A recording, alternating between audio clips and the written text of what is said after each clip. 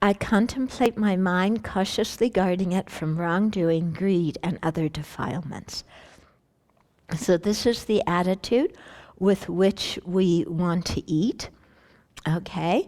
And so even filling our bowls to start with, without wrongdoing, okay? So wrongdoing would be, there's 10 people, and so 10 things are set out, and you take 2 of them, okay?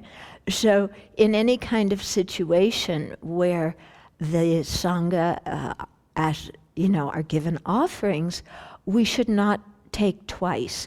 Even if somebody passes it out to us, we should say we already have, to make sure that everybody else has.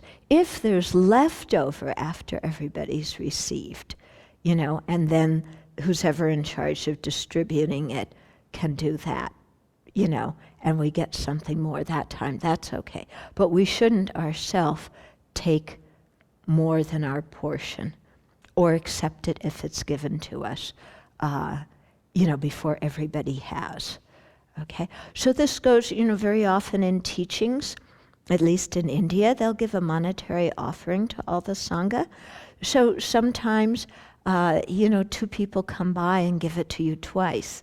And so you have to say, no, I've received already. Yeah. So again, not taking, if you're early in the line, taking huge portions so people late in the line don't get any. Okay? Greed, clearly that's, greed in taking food. Yeah, like, so no matter how much the quantity we take, the mind of greed of, I really like this, I really want this, and to really watch, because sometimes we may take a moderate portion, but we're eating our portion, and we're kind of checking other people's bowls to make sure that we finish first so we can go back and get seconds before they can. Okay, this is one of the reasons that we have a precept about not looking in other people's bowls to see how much they took or where they're at in eating. Okay, we need to mind our own business. Okay, but we should also make sure that we're not piling so much in our bowls that other people don't have a chance to get their share. Okay, and cautiously guarding our mind against other defilements. So, like the mind that says, I wish they would put more salt in this food, or I wish they would put less salt in this food, or I wish they would make something I really like. I don't like this food, I need more protein. I need more carbs. I need more sugar. I need more caffeine. I need. Yeah, so the complaining mind, okay?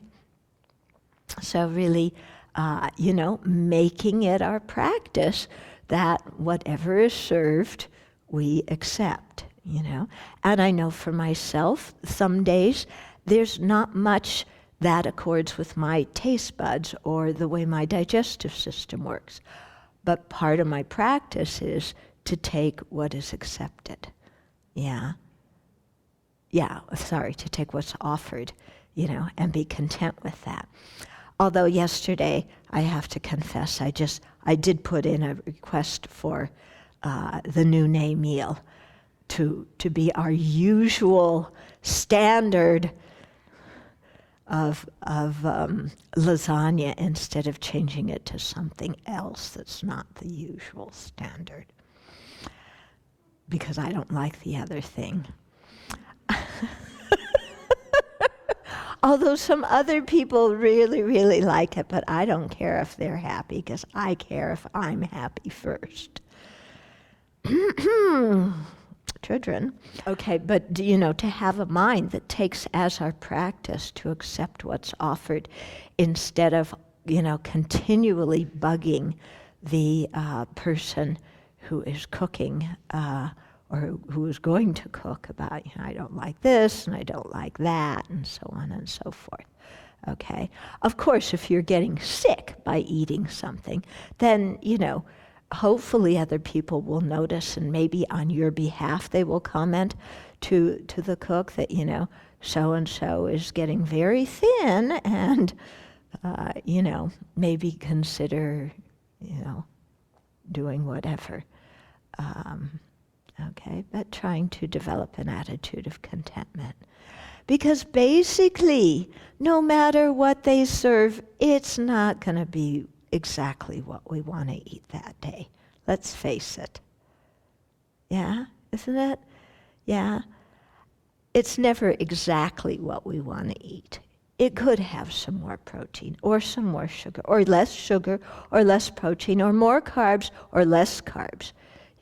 Because lots of people here like carbs and some of us don't. Some people like a lot of protein and other people don't. And some people are sugar fiends and other people are trying to go off sugar. And and some people love salt and some of us, don't want high blood pressure, so we stay away from it. So, it's impossible for the poor cook to cook something that everybody's going to be happy with. So I think it's much nicer to just have a sense of, glad that somebody cooked today. Because if it were me, we would be having PB&J, even though I don't like peanut butter very much. Okay? Simply because I'm lazy. Okay?